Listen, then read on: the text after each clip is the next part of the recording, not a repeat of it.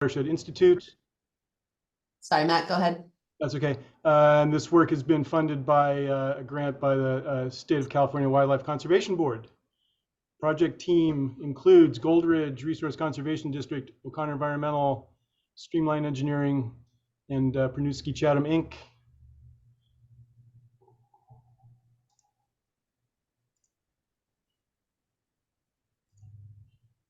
So quickly to review the agenda, we did an introduction of participants on the 29th. We're not going to try to do that today in the interest of time. I'll do a quick refresh on the project overview. I was in about 2/3 of the background and motivation part of the presentation, which I'll just very quickly touch on. And then Jeremy Kobor from OEI is going to pick up with the hydrologic and geomorphic characterization and preliminary project site designs for one of the constituent areas of the project.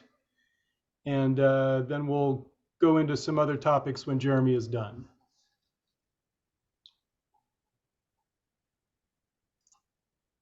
Just to remind you where we are, outlined in green is the Green Valley Atascadero watershed. We're in the Atascadero portion south of the dotted yellow line. It's an area of interest for the Coho Recovery Plan.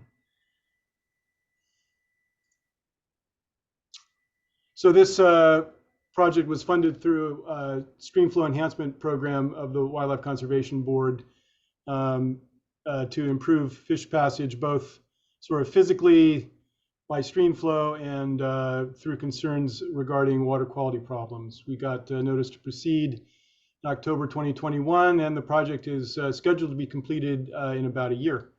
The project has several elements. There are many pieces of the project that have already been completed regarding characterization of the project area, including surveying, mapping, hydrologic monitoring, hydraulic modeling, excuse me, and habitat assessment focused on coho salmon.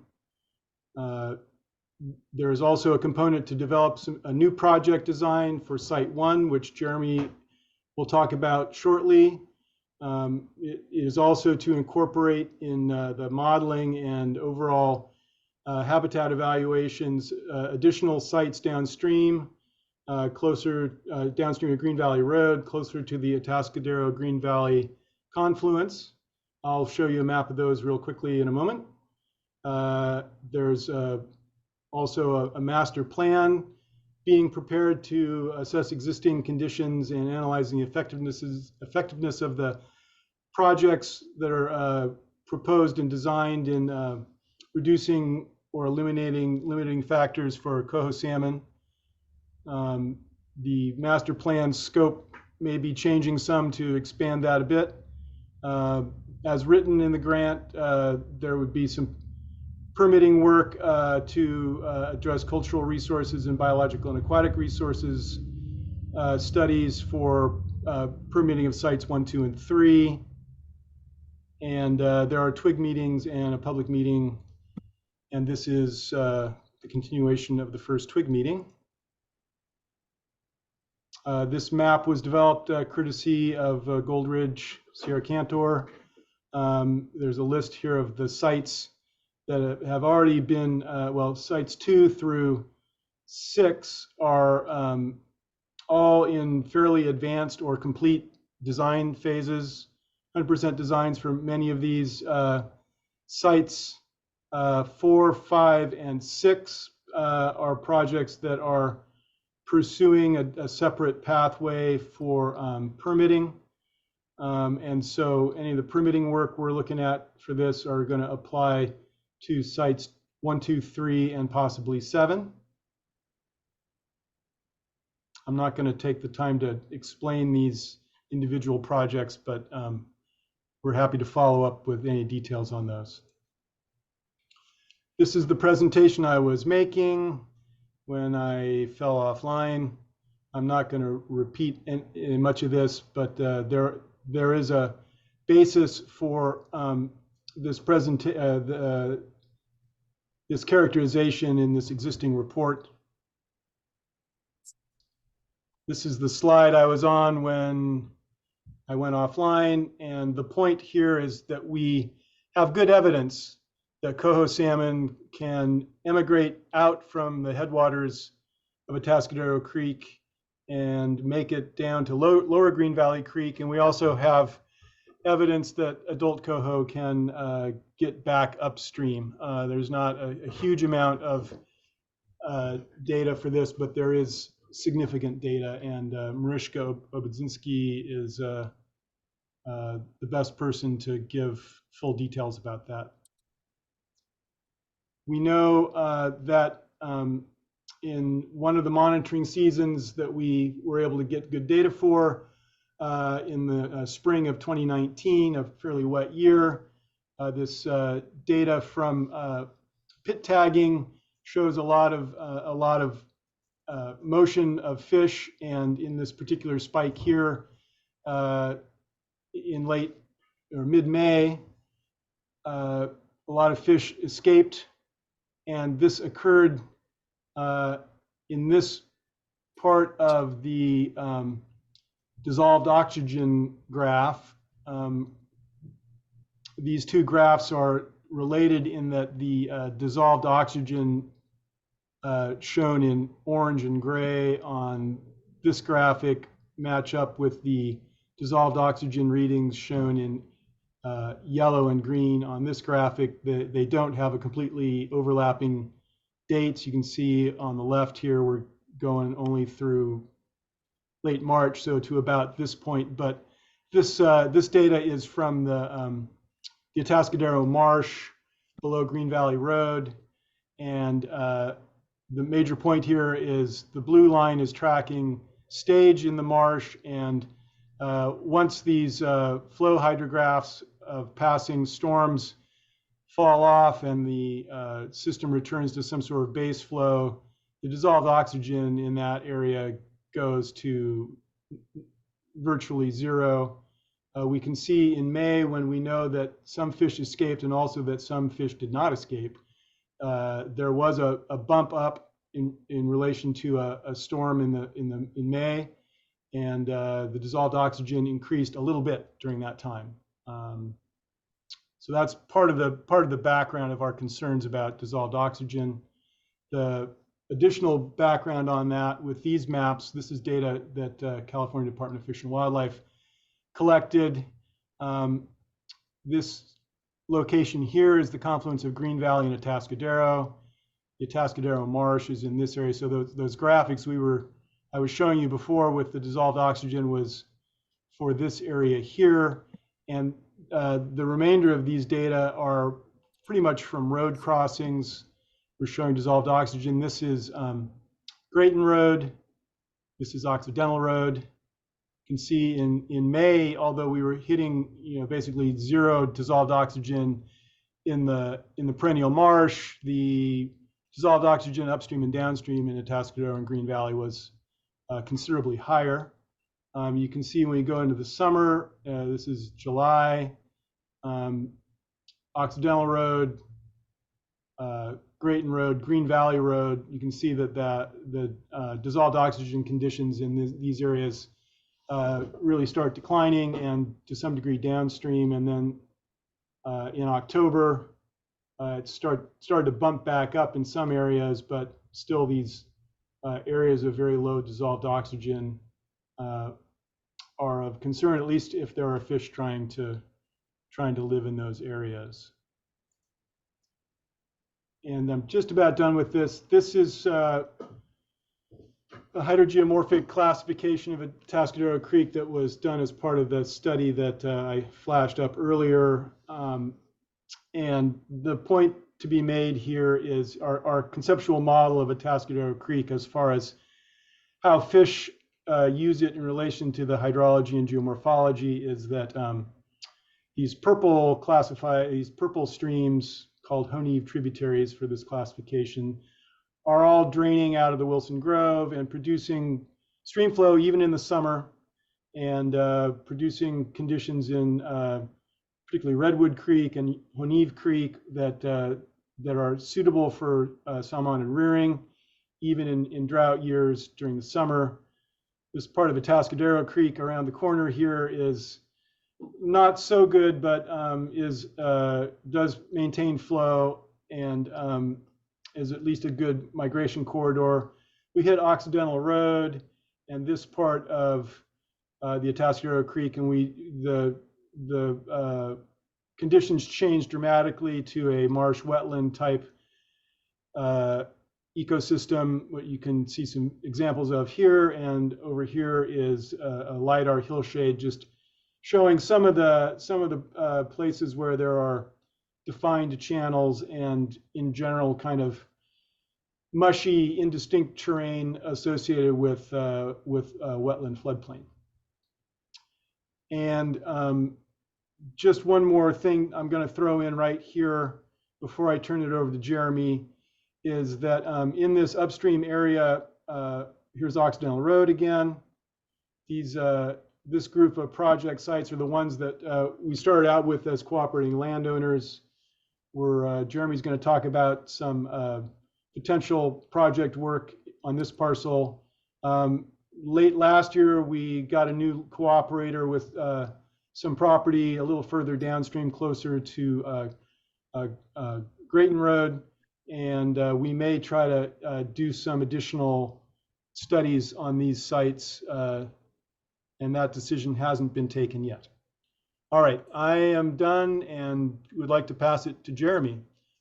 Regarding questions and things, because we're on such a compressed time schedule, I would say if you have a really burning question for Jeremy as he's presenting, to interrupt him, but better to try to hold off and hold discussion for the end. He's going to try to speed through his presentation as well, so we have time to chat. Thank you. All right, thanks, Matt.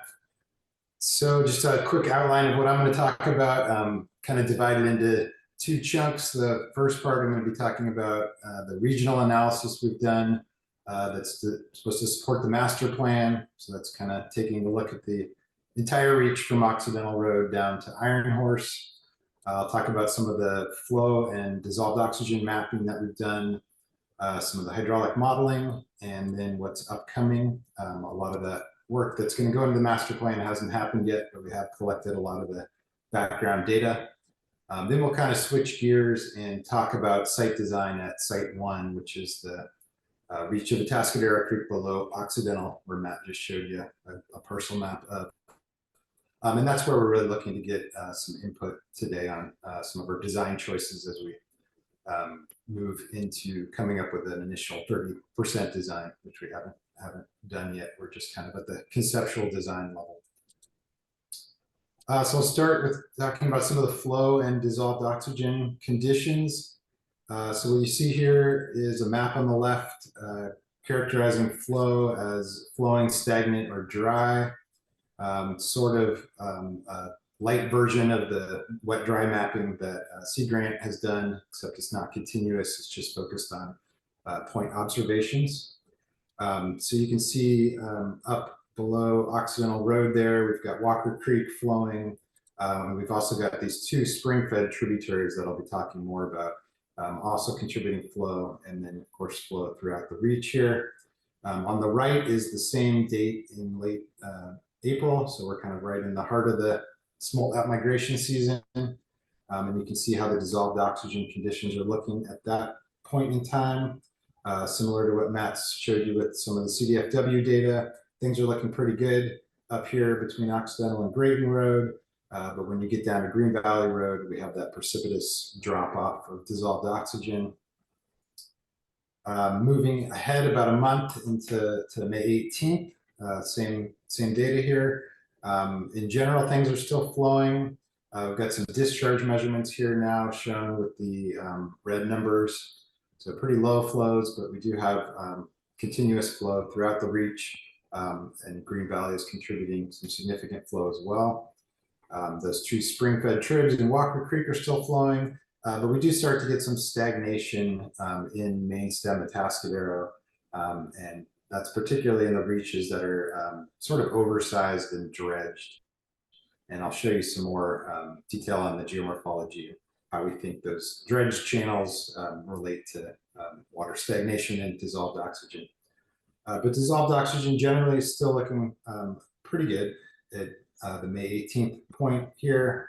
Walker Creek, which we'll talk more about when we get to the Site 1 design, basically was heavily altered and lost its connection with the Atascadero. So you see the water beginning to see dissolved oxygen deterioration, and that's really because it's basically a dead end there. It doesn't have any flow continuity down to Atascadero. Of course, we're still in the terrible zone for dissolved oxygen over down here in the Marsh Reach. And if we go even farther forward in time to late July, this is of course past the smolt outmigration period. So we're not as concerned about dissolved oxygen in regards to outmigrating smolts at this point. But you can see then we do start to get some pretty serious dissolved oxygen deterioration. We see a pretty spotty pattern over here. And again, I think this relates to the channel morphology, where you've got big oversized dredge channels. You're seeing very low dissolved oxygen. This reach here with the blue, maintaining much better dissolved oxygen. That's a reach that we're not sure if it either wasn't dredged or if the dredge channel has completely filled in, but it's got a more natural channel and there's more velocity, less water stagnation through there. And then you go down again back into the dredge channel reach and you see DO deteriorating once again. Another way to look at the dissolved oxygen is continuous data. So this is a similar plot to what Matt showed you earlier. We've got the water surface elevation in the marsh in blue. We've got the dissolved oxygen in the marsh in orange there. So you can see that pattern of dissolved oxygen reaching acceptable levels for relatively short periods of time during storm runoff and then quickly falling to near zero. In stark contrast, when we look at the reach below Occidental, where Sierra has another continuous record, we saw that dissolved oxygen levels stayed high throughout, really most of the smolt outmigration period. So we do see it fall off, but that's really not until early June or so. So pretty good dissolved oxygen conditions in terms of getting outmigrating smolts through this reach kind of between Occidental and Grayton Road. A little bit better than maybe we even expected, but then again, things are really fall apart when you get to the Marsh Reach. Okay, so done a new hydraulic model for this area. This is a much more comprehensive model than the kind of site-specific modeling we've been doing. This model covers the entire reach of the master plan from Occidental Road down below Ross Station Road through the Iron Horse property. This is just a zoom in showing you kind of the way I've laid out the computational mesh with more detail in areas with more topographic variability, less detail in areas with where there's less need for detail. And that's just kind of a way to optimize the ability of the model to simulate a pretty big area like this, still get the detail where you need it, but not create a model that's too unwieldy. So we're actually able to do some calibration of this model for the first time, which is great. Really hasn't been any flow data available on Atascadero until now. There's still no gauges, but we did do some measurements at Green Valley Road, Atascadero Green Valley Road. So you can see 3 flows here in blue that were measured in the field. And what we've found through the modeling and through observations is that the flow at Atascadero Green Valley Road is actually affected by what's happening in Green Valley Creek because there's a pretty big backwater effect through that low gradient marsh reach. So we actually didn't measure Green Valley flow at the time when we were measuring Atascadero, so there's some uncertainty there about what was happening in Green Valley. So the way we coped with that was by running a series of flows in Green Valley, and you can see how the water surface in Atascadero is affected by what's happening downstream in Green Valley. But over a reasonable range of what we think was happening in Green Valley, our flow observations are sort of falling relatively within that range. So consider this as calibrated as we can be, given the uncertainty of what was happening at Green Valley Road. Another type of calibration we did was high watermark mapping. So we went out and measured edge of water during a modest runoff event. Those are the yellow points you see there, and compared our model simulated edge of inundation to what we saw in the field. And that comparison turned out pretty favorably there as well. So jumping into some of the results of the modeling, a lot of these are maps that you've seen me present for different sub areas, but now we're kind of zoomed out looking at the entire reach. We can really start to see some of the patterns. So on the left, we have a 10% exceedance flow, and this is a habitat suitability index for juvenile coho. So blue colors are higher habitat value, yellows and oranges are lower, and the gray areas are basically not suitable habitat. So you can see how important Atascadero is as for providing juvenile coho habitat. Really wide area of inundation and low velocity habitat throughout Atascadero and the marsh reach, but also extending well up to the reach all the way to Occidental Road. In stark contrast to what you see in lower Green Valley and the lower part of upper Green Valley, where you've just got the single thread channel at those low flows. Moving up to a much larger flow, like a 2-year flood. Again, the marsh reach really jumps out as very high habitat suitability, maintains those low velocities. That's pretty rare in the Russian River watershed. One of the reasons we're really interested in trying to improve the water quality in this reach. You can see we've got a pretty wide swath of habitat though throughout the entire study reach, all the way down through Iron Horse as well. Looking at sediment transport, we've done an analysis of sediment transport mode and sediment transport stage. And in a nutshell, what you're looking at here are the warm colors being places where a given sediment size on the left is silt is able to be highly mobile, either as suspended load or as wash load. So that material can move relatively quickly through the system. And then in the green colors, we have places where that size fraction can only move as bed load. And if it's blue, it means it's really immobile, not able to be transported. So again, you see the marsh reach really jumping out here. It's a place where even relatively fine sediment like silt is not able to be transported through. So we expect a lot of the silt fraction to be falling out in these that reach above Green Valley Road. This was also important when we were thinking about the source of the sediment accumulation down here below the marsh, which is what we believe has formed the perennial marsh in the last several decades, because we know from this that material really can't make it through the marsh and be transported there, and so the source of that material really has to be Green Valley Creek flowing through the vineyard in this red area that you see here, and accumulating sediment in that zone.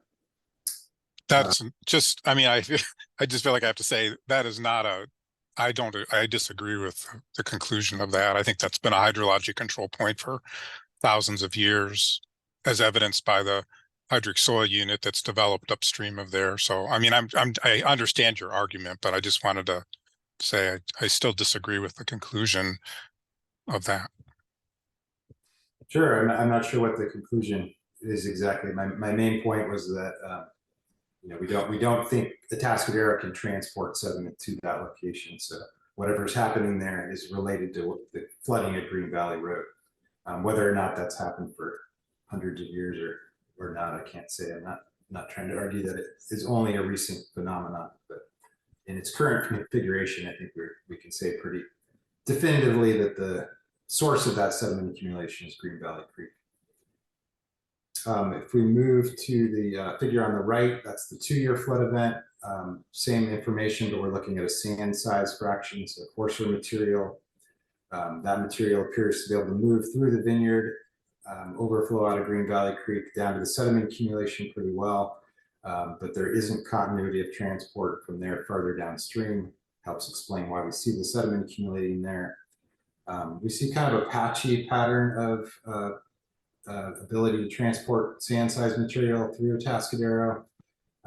We see some zones where it doesn't look like that material can transport. One here above Grayton Road, and then below about this point above Green Valley Road, we see that sediment transport capacity fall off as well. So those are places where we would expect to see sand-sized sediment falling out and depositing in the channel. And we do see a lot of evidence for aggregation kind of throughout this entire reach, really. Before you move on, Jeremy, it's important to point out, if you can back up one. Sure. It's important to point out the depth and extent of incision in Green Valley Creek. It's stunning, and it goes all the way up the valley, and all of that sediment. And this is, recent incision. All that sediment either had to be processed through the tributary junction, or it didn't pass through the tributary junction in its entirety. And I think it's what you're showing here is that's a deposition zone, and this source of sediment coming out of Green Valley Creek due to incision and land use is landed at this spot. That's a good point. Yeah. In addition to the loss of transport capacity at the junction, we have a pretty high sediment supply caused by all that incision. Purrington in particular is incredibly deeply incised.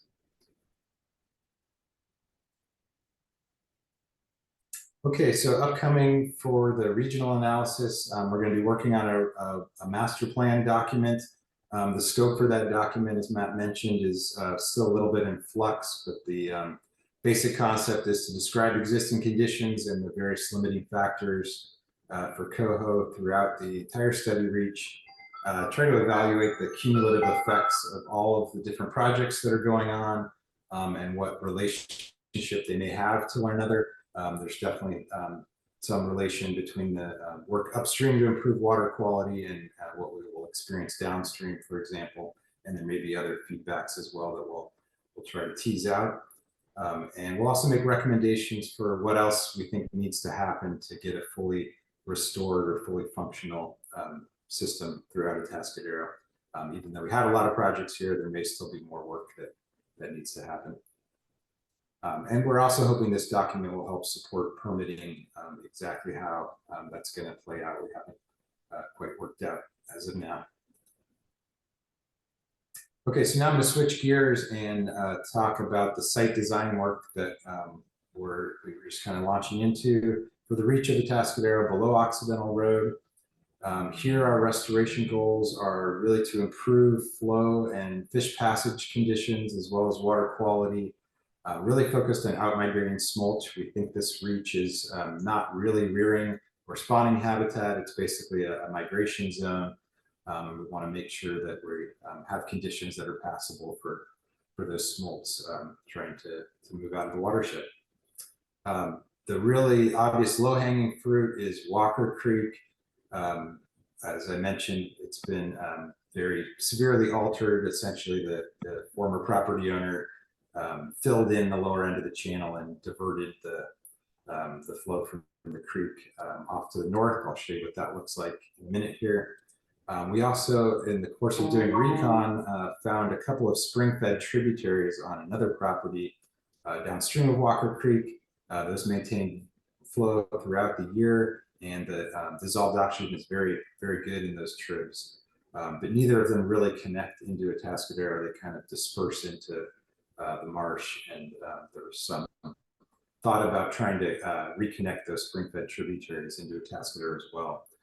Again, the idea being to deliver more flow to main stem Atascadero, more oxygenated flow through that small out-migration period. And there's another feature I'll show you that we have been calling the 90. It's basically a big, sharp, man-made bend in Atascadero, the upstream end of our reach. And there's a lot of flow dispersal that happens as a result of that, and potentially some migration issues that we might try to address as part of our project. So here's a look at a map that's a combination of surveying that Eric Austenson did, a pretty extensive survey, kind of blended in with the LiDAR for areas outside of the survey. A lot of different features we can see here. Here's Occidental Road, kind of at the southern edge of the map. Here's that feature I'm calling the 90. You can see a pretty big, deep dredged channel that basically ends abruptly at this point here. So, we don't know exactly what was happening here, but what it seems like is a former property owner basically said, get this damn creek off my property, shoved it off to the east there with this 90-degree bend. Kind of a similar thing with Walker Creek. Historically, we can see in the air photos, and there's a little remnant of the historic alignment there. Used to connect into Atascadero. Property owner said, I don't want this creek making my property soggy. Let's fill in the lower end of that channel and kind of shove it off to the north here. So that's the situation with Walker and what's happening at the 90-degree bend there. We can see remnants of historic channels, in particular this channel, which was the main stem of Atascadero through the 50s and even as recently as the 80s, but that's basically been abandoned at this point. The current primary flow path, you can see, takes that 90-degree bend, another 90-degree bend, and comes through like this. There's some interesting natural levee features that you can see on some of these abandoned historical channels, where you can see high topography on the banks and then falling off away from the channel. When we go a little bit farther downstream, we go back to this sort of oversized, stagnant in the summer dredged channel morphology again. And also shown here are the locations of those two spring-fed tributaries. The southern one kind of bleeds into a marshy area over here, and the one to the north is a little bit more connected currently, but not really as channelized flow. It kind of disperses and flows out of our project area to the north. And there's actually a third spring that is piped beneath the vineyard here and discharges kind of in this area I've labeled floodplain depression right here. What are the the little polders by the C, the capital letter C? What are those, farm fields or what's in there? These features, they're ponds. They're ponds. Yep. I mean, is that one that's on the just south of the letter C? I think that's the area that they irrigate with some of the wastewater. I think so, yeah. So it's not always a full pond, but it is levied and they irrigate. It is wet. Okay. Right, and I want to just add a little bit to Jeremy's discussion about the numerous manipulations that you can see in aerial photos and on the ground in this area. I'm not sure we know exactly which landowners did what when. The aerial photo record in the 50s is pretty illuminating about a certain period of time. Some of those really linear channel features are clearly related to that. The 90 was a more, I think, a more recent development. And around Walker Creek, we're not sure who did what when. There was a prior landowner who definitely did some work and got in big trouble for it. So we haven't comprehensively tried to understand exactly what happened when. Sorry, Jeremy, go right ahead. No problem, that's good. Good. Can I just say, I do know the landowner of that one pond that gets irrigated with the vineyard water, if that's a helpful connection that people would like to have for something. And that's the pond, or that's the area south of Pond C? Yeah, that general area. Yeah, Amy Neffbrock. exactly. Yeah, she's been wonderful. She's been involved in this. Thank you. Yay.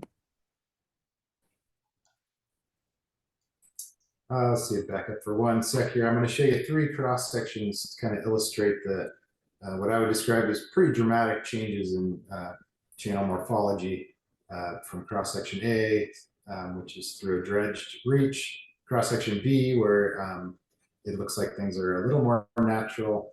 Again, we're not sure if there was a dredged channel that's filled in or if it was never dredged. Unfortunately, there's really no records of that dredging, even though we had Arthur Dawson do some pretty serious digging looking for that, wasn't able to find anything. And then cross section C down at the lower end of our reach, again, where we have really oversized dredge channel morphology.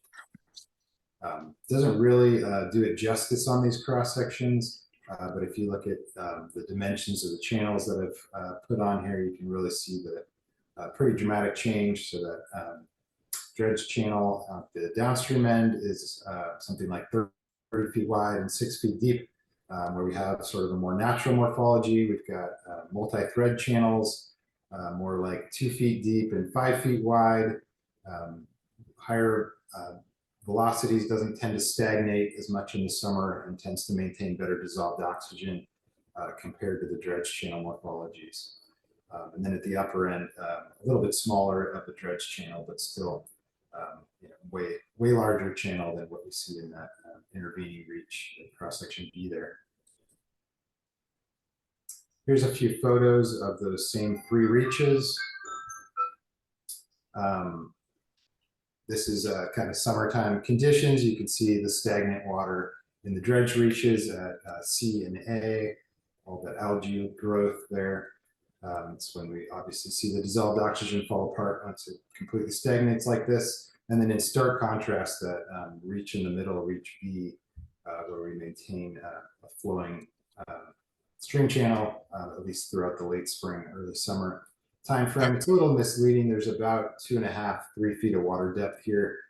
It's just a little hard to see with all the vegetation. That looks like a great Sparganium marsh wetland stream right there. Definitely, yeah. Much better than what you see today and see. It's pretty ugly. Looking at what would have been the confluence of Walker and Atascadero before things were kind of monkeyed around with.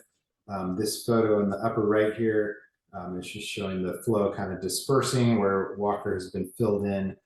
It's difficult to tell in the photo, but there is some seepage into the wetland farther to the north here. Originally, the channel would have continued to the right back to Atascadero. I was just going to flash this one up real quick just to remind people where our cooperative landowners lie in comparison to these different features.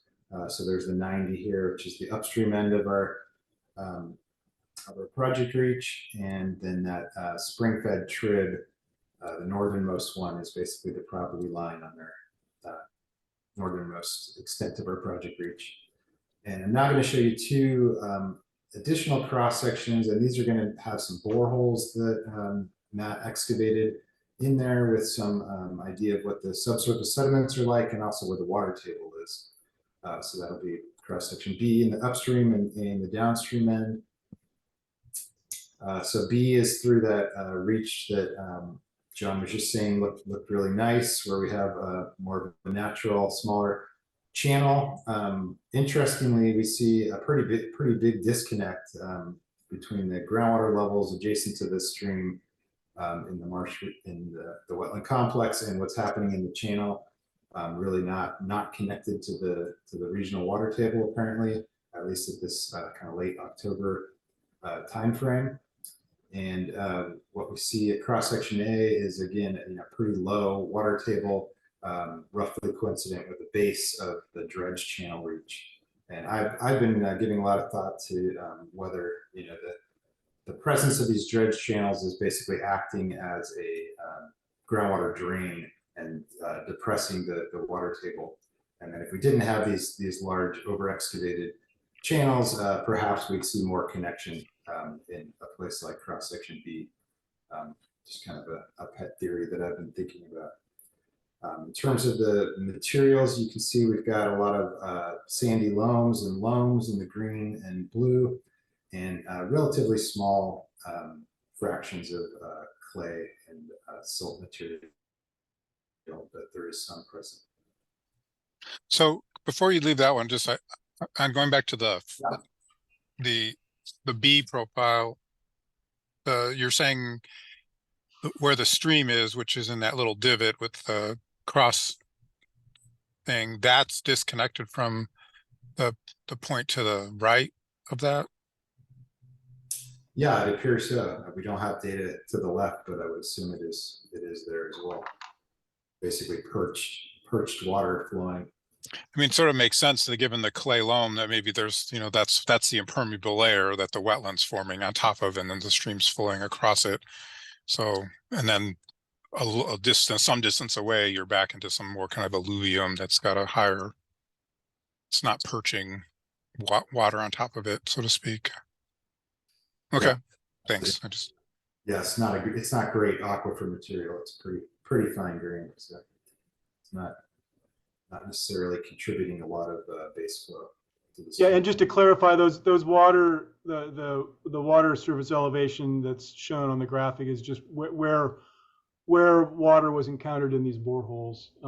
Whether it would have equilibrated to maybe a different depth with time, we're not sure, but that's where we encountered the water when we did the borings.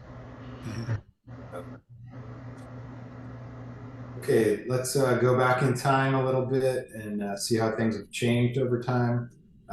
Sort of the oldest photo we have that has pretty good resolution for this area is 1952. Here you can see the Walker Creek confluence, clearly a dredged channel at the confluence, given that very linear alignment there. The Atascadero is a single thread channel more or less through here. Again, it's awfully straight through here, likely a dredged channel morphology. If we compare that to current conditions on the right here, I've put those historical alignments in the red lines. You can see how Walker now has been diverted off to the north, and how Atascadero has been diverted to the east by the 90, abandoning this stored channel from the 50s. Also interesting to note is the conspicuous lack of riparian vegetation here. Pretty dramatic when you compare that to what it looks like now. We think things were being pretty actively managed for farming purposes at this time. There's probably cattle grazing going on, probably wood being removed from the stream to try to dry things out as much as possible for farming purposes. So certainly we don't think this is a natural condition or what we're trying to restore to, but it is important context for what things look like half a century ago or so. If we go forward in time to 1980 on the left, 93 on the right, we'll have that main channel alignment of Atascadero that's currently abandoned. We still have Walker Creek apparently confluencing with that channel. Again, in those pretty straight dredged alignments. Not really a lot of vegetation, even as recently as 1993, pretty sparsely vegetated. Does look like there's some secondary channel development happening. You can even see that in the 80 photo as well. Yeah, much sparser riparian vegetation and more of a main thread channel as recently as 93. And then going to 2004 on the left, 2020 on the right, you can see a really dramatic expansion of riparian vegetation, which is great. Sort of the legacy of those historical practices is starting to wear off. Things are starting to recover vegetation-wise. Compare that to 52 on the upper right there, and it's just, yeah, very dramatic how much change there's been, particularly in the riparian cover. Jeremy, would you go back one slide? Sure. Is that shadow on the 1980, both of those showing some of that wetland that exists today? Is that, am I interpreting? There does seem to be a lot of wetland vegetation or riparian vegetation. That same spot. Okay, thank you. Yep. Okay, moving on to the interventions that we're thinking about for this reach. All this is still open to discussion. We're not even to a 30% design at this point, as I mentioned. But there's 4 potential channel alignments we've been thinking about. I think the most obvious low-hanging fruit is to sort of undo the work that was done to dead-end Walker Creek and disperse it to the north by reconnecting it back into Atascadero. We've laid out 2 potential flow paths for that. Option A basically follows what we think is the historical alignment, more or less. Option B doesn't fight the floodplain gradient quite as much and would involve a lot less riparian vegetation disturbance. And so we're sort of leaning towards that as a better option, but that hasn't been completely decided yet. I'll show you some results from the modeling of those 2 options. Up to the north here, we really wanted to find a way to connect in the spring flow from these tributaries that really doesn't make it to Atascadero. However, our one idea that we came up with, which was basically letting it bleed into the wetland here, into this low depression, and then creating a channel to take that flow into a channel of Atascadero down here. Didn't really function the way we thought it would. I'll show you what that looks like in a minute here as well. And for that North Springfed tributary, we realized fairly early on that there was no way to do that unless we involve an additional property owner that I know Sierra's been trying to connect with for some time. They're an out-of-town landowner, but I think we would need to involve that property to have much hope of connecting that northern perennial spring-fed trib into Atascadero.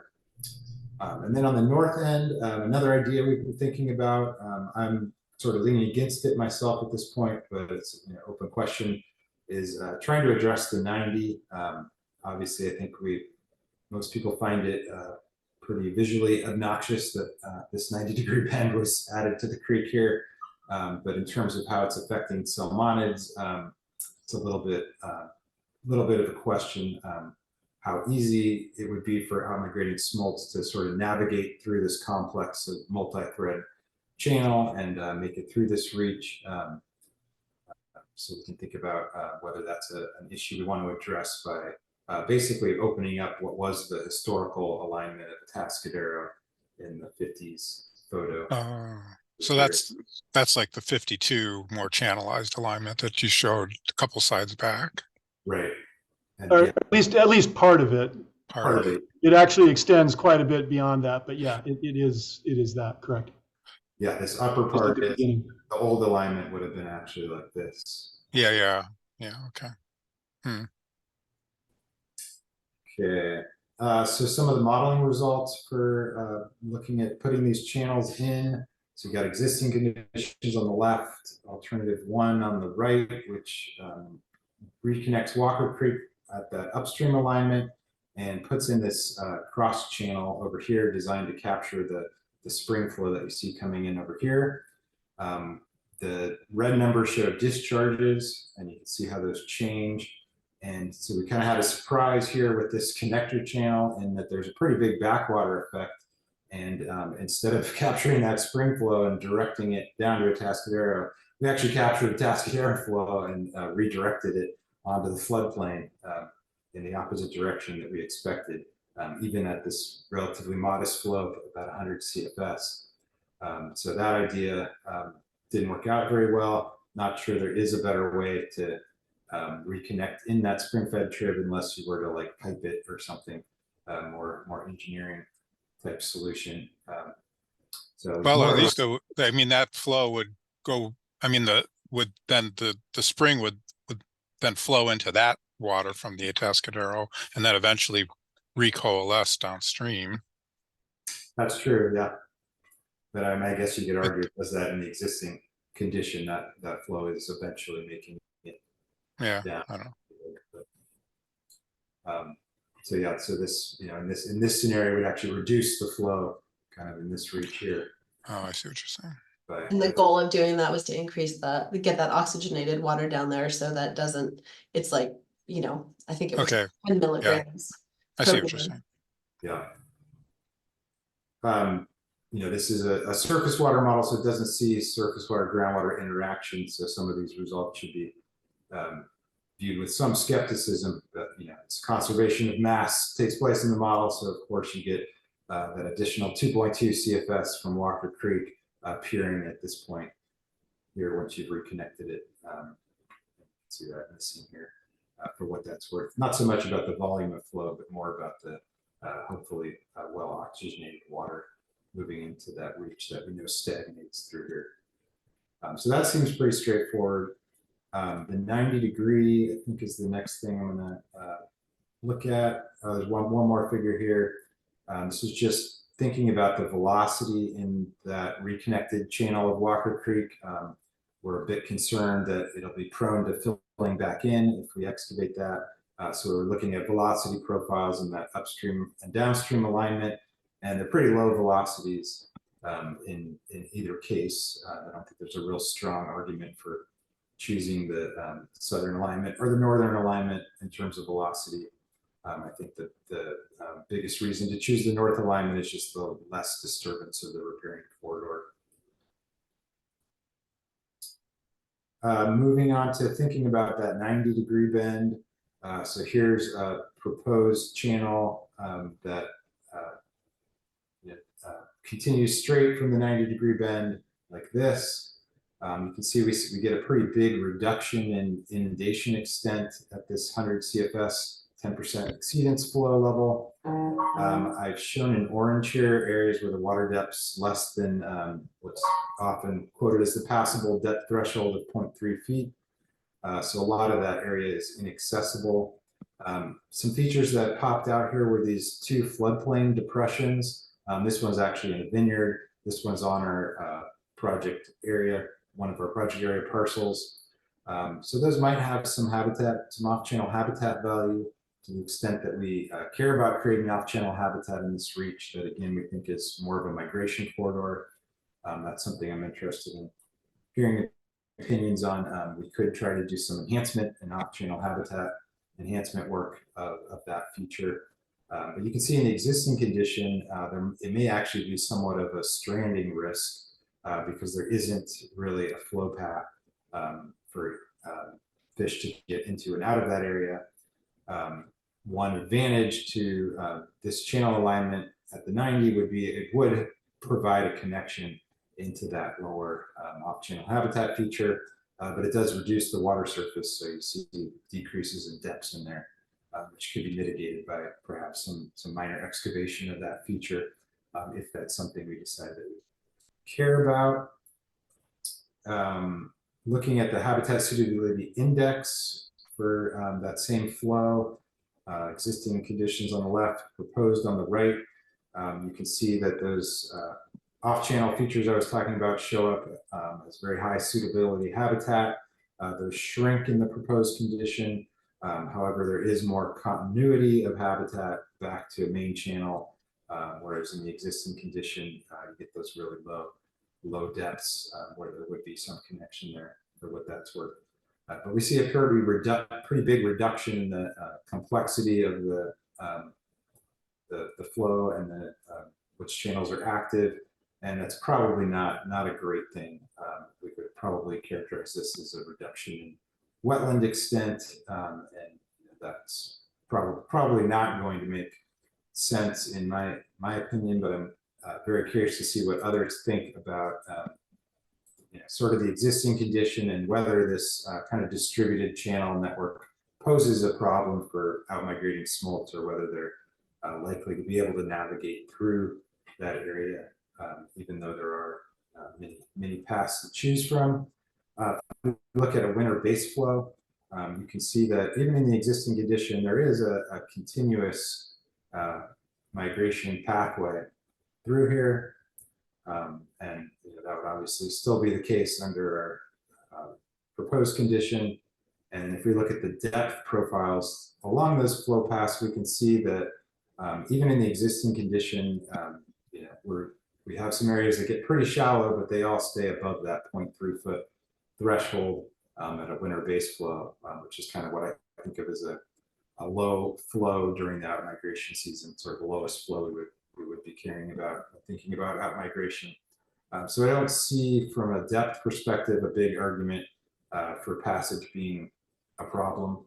But again, when I finish talking here in a minute, I'm curious from some of the fish bios what they think about potential problems for outmigrating smolts with these kind of depths and distributed flow fields, or if they think that's not really an issue. And I guess I am done. What caused that 90-degree bend there? Is there a road? I'm looking at my aerial, my LiDAR, and I don't see a road or anything there. Like The property boundary. It's a the property. It looks like something that, yeah, is that a property boundary you said? Yeah. Yeah, and Jeremy's review of the aerial photos that we looked at, you couldn't really tell. I would think that by 2020 you'd be able to see something, and I would kind of felt like that got done prior to 2004 as well, but you couldn't really tell from those images. Yeah. Definitely not there in 93. So you think somebody like just sort of dug it and along their dug it along their property line to sort of jog it around the bend like that? I don't know. Yeah. It's sort of a I would say, having visited it myself as well, yeah, absolutely. Somebody got in there with a shovel and toys and trenched that sucker around. Get the creek off my property. That's what it looks like to me. Yeah. And John, there was also for the Walker Creek part, the property owner, I think it was 2008, was actually prosecuted, both the property owner and the equipment operator that did the alterations on not on the 90-degree turn, but on Walker Creek. yeah. Okay. I've heard about that, and that was like the Friends of the Atascadero, and that I think that precipitated the mapping of the wetland and putting the biotic habitat layer over it. Okay. Yeah. And that landowner precedes any of the landowners we're currently working with, just to be clear. No, Yes. yeah. I'm not trying to point fingers at it. I No, just no, I just curious, like why it the came heck up it before. happened. I just wanted, yeah. This is such a weird thing Yeah. on the landscape. Very unnatural, obviously, and you know, as Jeremy was pointing out with the cross sections, you know, there are a lot of parts of Upper Atascadero that have that dredged kind of U-shaped channel, and I think that's true probably for the reach between the confluence with Honeve, kind of where Regal Park and Atascadero and Honeve all come together. From there down to Occidental Road, I think the channel character is kind of like that. It's kind of this U-shaped thing that looks sort of unusual. I mean, Honeve kind of looks that way too, and we don't have the history for those quite as much. But so we're interested to hear, in particular, thoughts about our, you know, preliminary ideas about the Site 1. We've had some internal meetings about this and gone through a couple of rounds of review and narrowed it down to, you know, the Walker Creek, you know, connecting either A or B, the downstream reconnect, the tributary with the springs isn't feasible at this point. And I guess the bigger question right now, I guess, is whether or not doing anything at the 90 is worthwhile. And you know, I think as Jeremy looked at this more closely in preparation for these presentations, and since we convened as a project team to talk about it, you know, he developed you know, these other lines of evidence to suggest that, you know, maybe it doesn't make that much difference to fish passage, at least for the juveniles, and as he says, that I guess remains a bit of an open question. And so if anybody has any alternative thoughts about that or anything to add, please do. And if not now, you can always send me an email or send Jeremy an email or Sierra an email. Well, I think the Walker, either whatever however you sort of get it there, I think reconnecting the Walker makes a lot of sense, because you know that's water that would have been in the system and doing all sorts of things that it would do, that's now sort of going off to the side. So I mean, that seems to me like a wrong worth writing, I guess. I don't know, the 90-degree bend is interesting because you can sort of see into the northeast and that sort of overall, that sort of multiple braided channel area.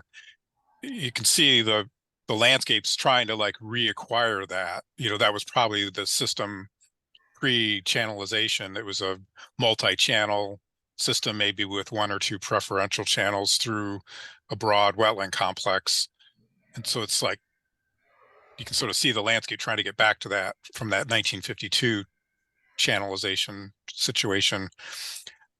It looks like south of the 90-degree, it's starting to the channel's starting to split and braid there already somewhat. So yeah, I don't know what to do. I'm not sure. You could just sort of let the watershed do what it's going to do, and over time it's going to find its path. Probably a better one than we could find. And if it's not impeding the coho movement today, then you could just sort of leave it alone. Do the Walker project, watch it, and then if it still seems like the 90-degree needs work, you could work on that later. I don't know. It is arguably affecting passage. I can show you if it's interesting to see what it looks like through the cattail and the Sphryganium reach. Like it just basically, you lose the channel entirely. It's there and then it goes in. You can dig through to find water, but until all of that lays down and there's enough water to actually pass over it, there's not much passage opportunity. Yeah. And that was where exactly, Sarah?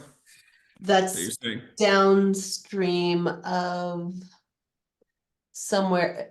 It's in that right around the area of option A.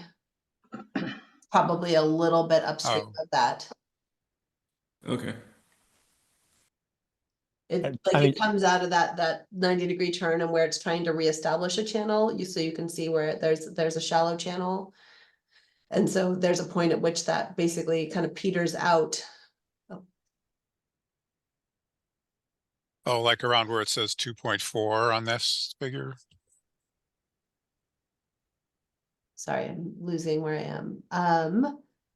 I think it's a little bit upstream of there.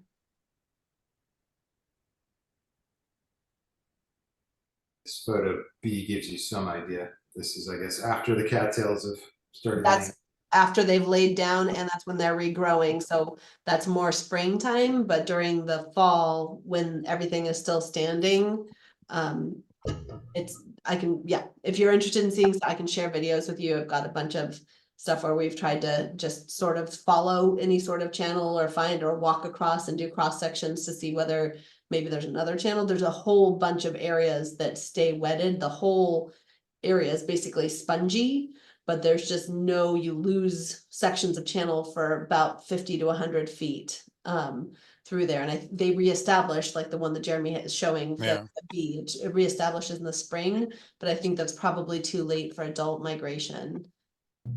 Yeah, For that's adult pretty much, migration. it's pretty much it's a wetland that has water flowing through it. That's what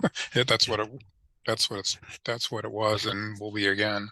Absolutely. I think that's true. I just think that there was a channel that was a little bit more defined. And I don't know, again, this whole section of creek is always a question for us of like, what we're seeing, where the channel is. Was this channel existing here and they dredged it? Did it fill in down below, or was that always how it was? Like, if there's such a mosaic of the channel goes from like 12 feet wide and 8 feet deep to 3 feet wide and 2 feet deep, and then back to 8 feet wide. So there's just this constant, really stark differences in the channel configuration through sections of this. And we're not sure, chicken and the egg, of some of like what actually it looked like prior to being modified and filled in.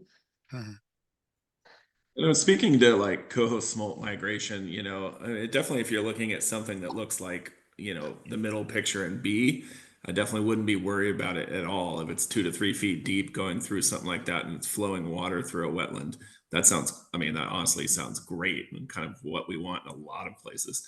But, getting down to what Jeremy was asking about coho smolt migration and depth, a lot of times just because there is water doesn't mean they'll migrate. So it kind of depends on the localized area. If there's there's a little bit more flow, so yeah, if it is 6 inches deep, is it flow or, but those types of, that little bit of depth can provide, a lot of sort of future problems. A tree falls down or, just different little things that can stop fish migration. So I like a little bit more depth, when you're thinking about late spring migration, maybe a foot or something like that. But just as long as it's flowing in good water quality, they'll migrate.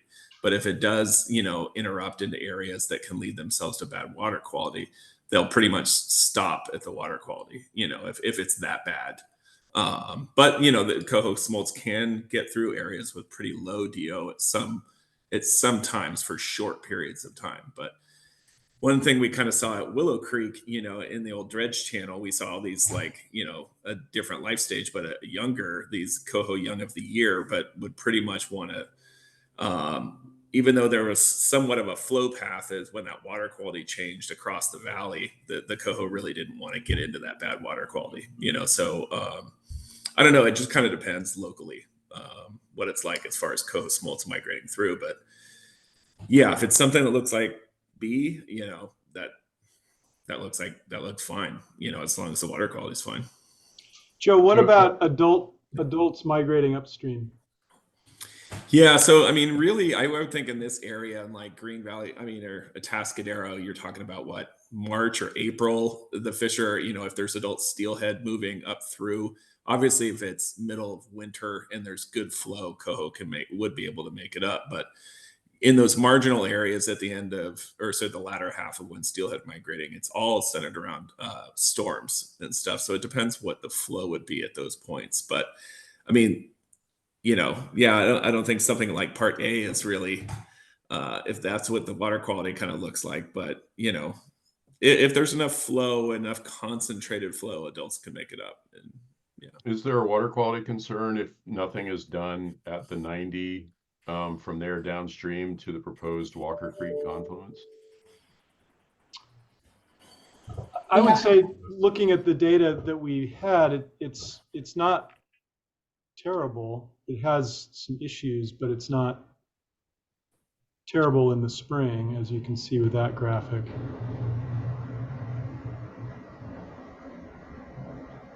That was better than I expected. Those stagnant reaches do deteriorate, but you know, we didn't see that till those July measurements. Yeah, really big contrast. There's dredged, low DO, flowing, not dredged, good DO, dredged, stagnant, bad DO. Yeah, that next orange dot is actually not in a dredged condition. There's the red dot going north, and then there's that orange dot. That's actually out in an unlikely sort of swaley channel that was still flowing, and you know, it wasn't great, but it was, given what that looked like, it was surprising that it was doing that well. But Yeah, I'd say for adults, as long as there's a flow path, you know, a pretty good water quality, the fish will find a way. I mean, we see them do that at Willow every single year, so yeah. The other question I had was, if you do reconnect Walker, have you done any sediment work on Walker? Because it seems really obvious to me that it's an alluvial fan, and even looking at the 1980 photo, it seems pretty obviously like maintained. And just re-establishing that connection without doing anything, you know, to understand how quickly it might fill in might be problematic. Agreed, and it may not even be only, you know, water and sediment from Walker Creek. It could also be Atascadero floodplain sediment, because this is the area where, you know, there's still some transport capacity. It's pretty good transport capacity upstream of Occidental Road. Then you hit the 90 and things start spreading out, and stuff starts dropping out, and so there is that concern too. And that is a very fair question that we haven't taken on yet.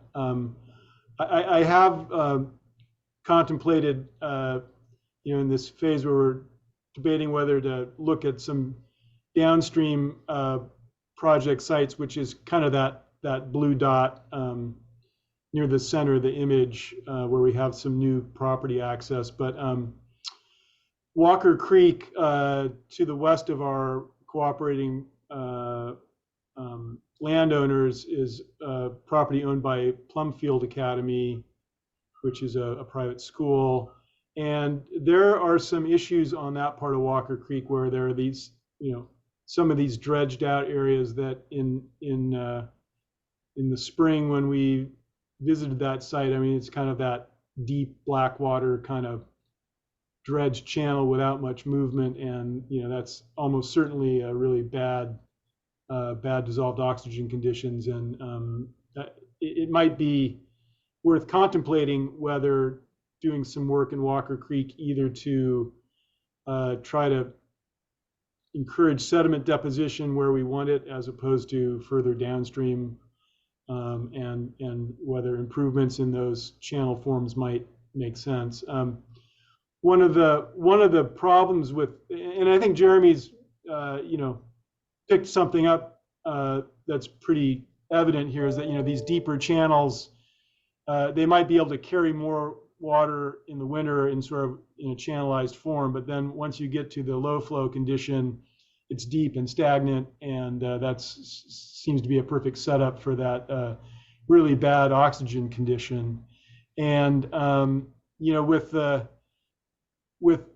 my understanding of the rules about what you can do in wetlands and filling and excavating, what we're seeing here is a reason to think, well, maybe if we filled these back in a little bit so they weren't quite so deep, that would be beneficial. But that's sort of like the third rail of some of the wetland permitting I'm aware of. At least it's easier to excavate than fill, and that sort of can be filled. So I'm getting out of my depth about what I know about the permitting and that kind of stuff. Well, actually, frankly, that's what I was having the same thought. It would be better to have fast oxygenated shallower flow over, than it would be to have these deep channels that can stratify and then dry down and become traps. I see Joe's putting his finger up.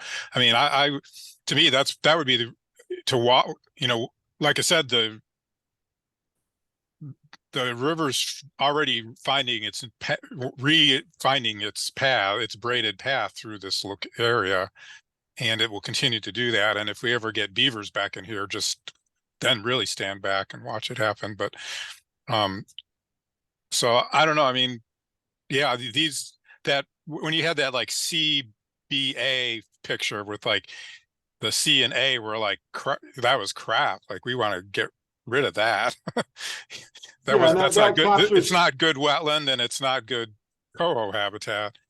Yeah, that captures it pretty well. And John, I mean, from your perspective, and you have some expertise with these kind of permitting questions, obviously.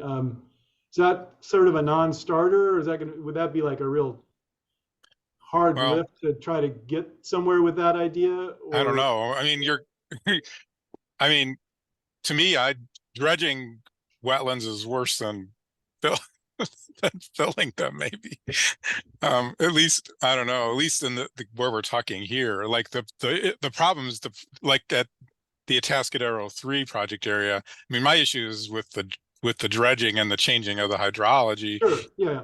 Here we're filling and putting the hydrology back, to a more natural system. So to me, that would be, and so however that Walker thing has been manipulated, and then the old 52 channel, and then the 90-degree bend, to me, those are all, those are like wetland disturbances that either we want nature to let nature put it back, or we try and accelerate something a more natural system, and then get the co-benefit of the coho movement. That would be the goal, I would think, through this stretch, would be to think creatively about, because we want the B picture back everywhere that we can get it. And that to me is the goal. So then you're maximizing the wetland improvements and you're maximizing the coho improvements simultaneously. So I don't know. I think this is a really interesting stretch of the river to work on. I think you've gotten pretty far along on some ideas. And then from the county permitting perspective, given that we've laid a very heavy zoning protection over this whole thing because it's a wetland, that's the key piece for the county permitting, is showing that the wetland's going to improve because of all this. Can I ask whether if this was filled and if areas that are deep currently where that depth was reduced and there was more flowing through there, do you think that would potentially keep more of a channel open longer? Because currently it is not actually functioning very well. all of those deep areas take a long time to fill up. So there's also the delay in the hydrograph piece. So Matt talked about it also we have to fill all of those channels up before it even spills out. And so we Right. miss a lot of And migration. in a sense, we're not really filling the wetland to the point that it's not wetland. We're just raising the bottom of it so that it's not as deep, you know. In fact, I would argue that you could, under one argument, there's no hydrophytes there other than some, you know, duckweed and azolla, or I don't know what the green stuff that was growing on there was, but I mean, there's no floating aquatic plants, no submerged aquatics, no rooted aquatics in those deep water zones because it's too deep, you know. And so bringing the bottom up would then allow for the natural kinds of vegetation that are then taking oxygen from the air down into the soil. You know, they bring oxygen down to their roots. Those are the kinds of things I think that would ameliorate potential low DO issues. But I don't know. I'm not like I said, these dredge channels, I think we want to go back to what would have my vision of would have been, there would have been 1 or 2 or maybe 3, and maybe they would have traded off over over a series of years of sort of preferential flow channels with, through this large, broad valley wetland complex. That would have been, and that's what the Coho would have been moving through it somehow. I mean, we know they got through it. So, putting that back would seem to be trying to get back to something like that. And then when the beavers were here, I mean, that's what they were clearly, we know exactly, and we know what they were doing on this thing. There was ponds, a series of chronologically aged beaver ponds from active to, former, and the channel they were impounding water and moving the channel around. And so. I'll just chime in. I'm totally resonating with all the convo here. To that 90-degree piece, for those folks who are feeling like, I'm sure all of you been out on the field, but when it's dry enough to get a little track mini excavator out there, if you could do it, it's about 15 minutes worth of work to just pop the edge of that dug channel, that dog legs, into that little pool to reconnect that historic channel. I mean, it's a pretty quick, it's not going to take much. Hell, I could get 3 permaculturalists out there in 20 minutes with some shovels, and we could break that berm open and reconnect that channel if that all felt like it was the appropriate thing to do, and then leave that little dog leg there. To the degree here of your sense about how long it takes to fill that up as an open basking pool for either tree frogs or pond turtles to hang out in. The beaver would gum that sucker up right at that end of that dog leg where it pinches back down and back water and pitch the water over into that old channel in a second. Yeah, so that's a sort of a lower impact version of the sort of reconnect the 90, where we kind of encourage the flow to the north, but don't create a new channel for it, kind of let it go in that direction and find its own path. So that's something we could also explore in model space to see what that looked like. Jeremy, for some of the reconnection points for Walker Creek, were you going to where the channel exists currently, or to where it was going to be where Atascadero Creek would be realigned?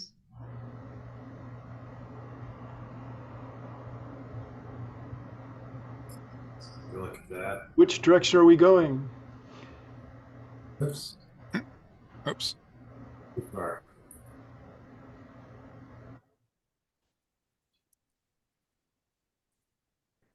There you go. So they both connect into what is currently the primary flow path. Okay.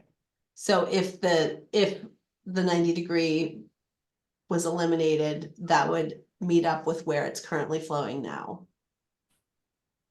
But right, and not necessarily eliminated, but just sort of liberated, perhaps.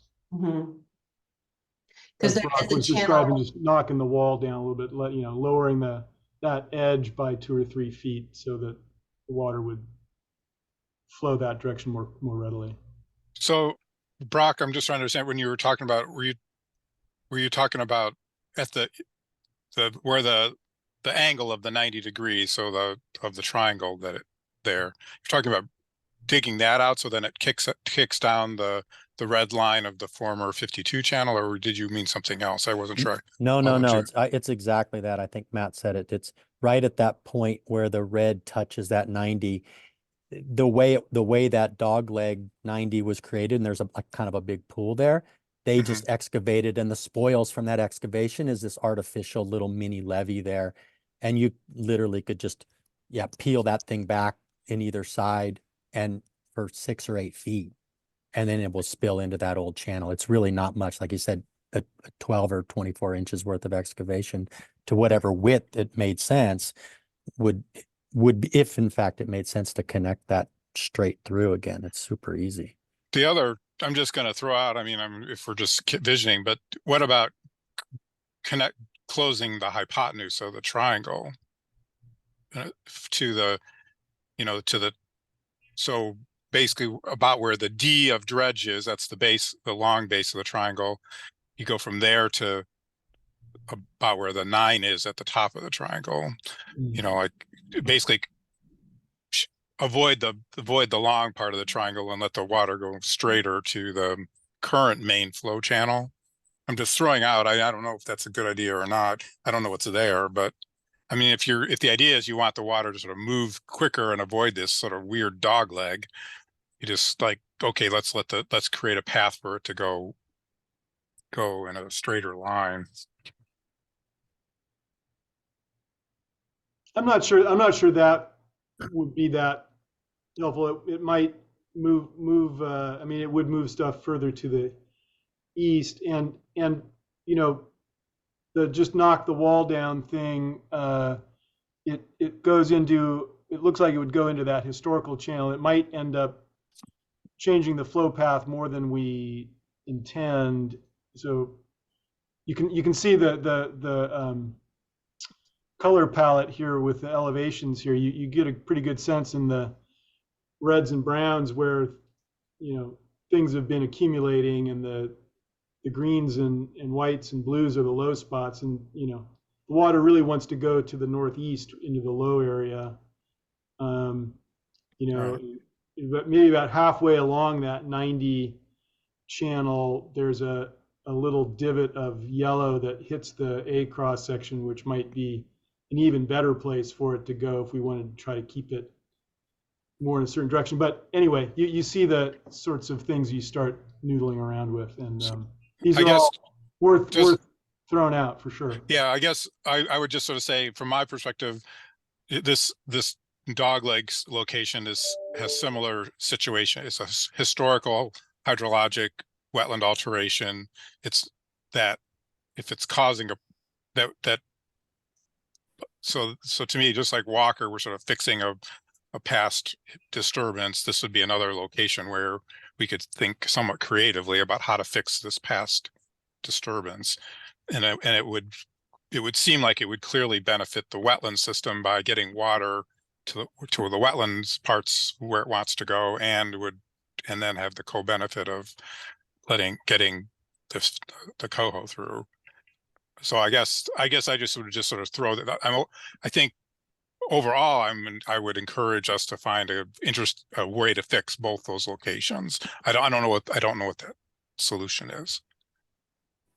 Fair enough. You all have been really generous with your time this afternoon. We're stretching it here to 4 o'clock now, and I think we should try to wrap this up. And I don't know, Sierra or John or Noel, you have any remarks here at the end of our conversation to add for your perspective?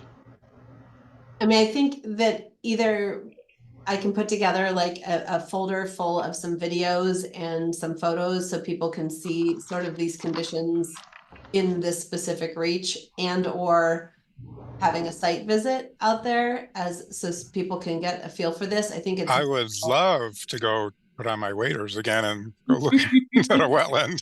I don't know if I'm gonna go the same places John likes to go, but I would like a site visit. Absolutely, yeah. So I think I'd love to get some feedback from folks. I can put out a poll to see whether people are interested.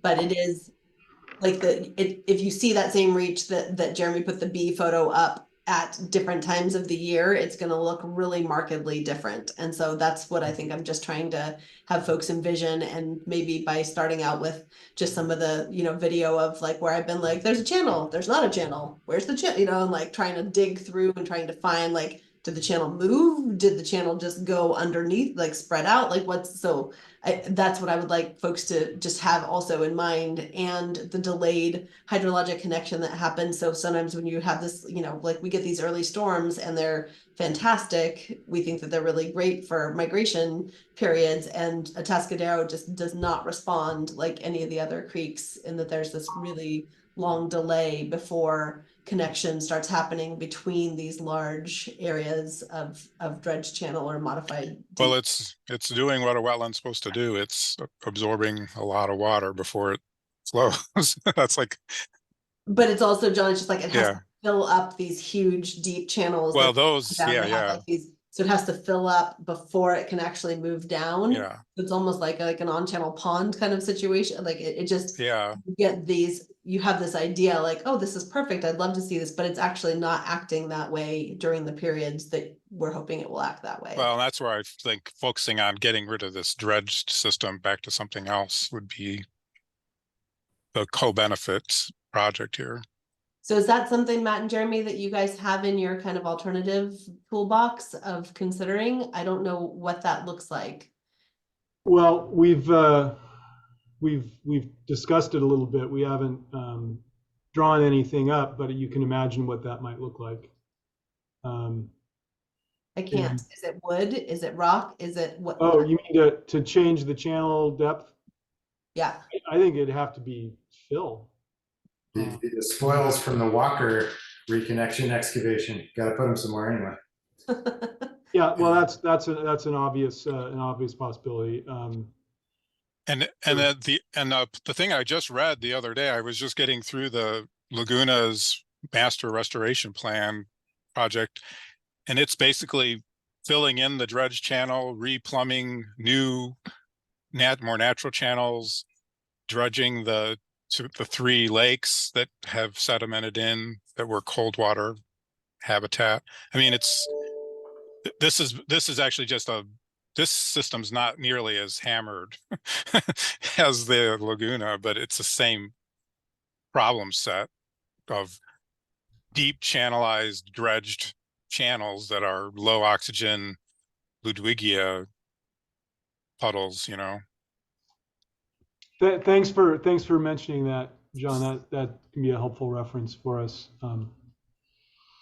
So we'll try to set up a time when a field meeting could happen.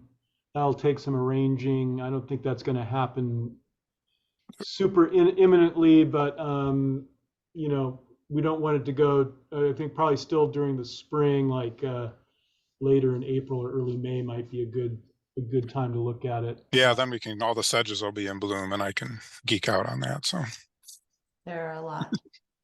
Yeah. Well, and we have some records that's when the coho may move, and so seeing what conditions are like in this kind of relatively wet year after a prior wet year might be instructive might be a good time to be there. Joe, you're going to be back around by that time?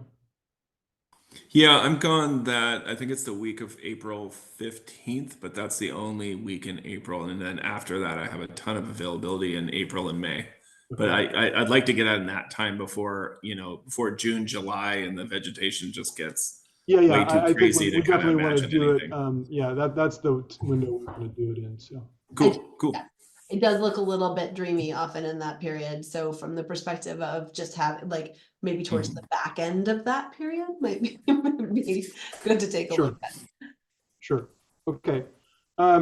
Any other closing remarks before we close this? Thank you for letting us tack on to this prior meeting. I'm not sure how many people we have left, but it was very helpful to have this audience and allow us to record this presentation. We'll probably share this presentation for the prior group that met and were disappointed by the technical problems we had. So it was great to be able to do this. So Sierra, thank you for facilitating this solution to having at least some sort of completion of our presentation. Yeah, this was great. It was a good use of the afternoon. Thank you for Okay. not. Worked great for me since I couldn't make the I don't last know what one. other meeting I would have been in, but it wouldn't have been nearly as interesting. So Okay. Okay, well, thanks all. We'll members of the project team will be convening in some separate way to take stock of where we are. We got some stuff to discuss coming up, so stay tuned. I'll be in touch. You can always contact me. Perfect. Thanks, Eric. Yeah. Thanks so much. Thank you guys. Thanks, Sarah. Bye, y'all. Bye-bye. Bye.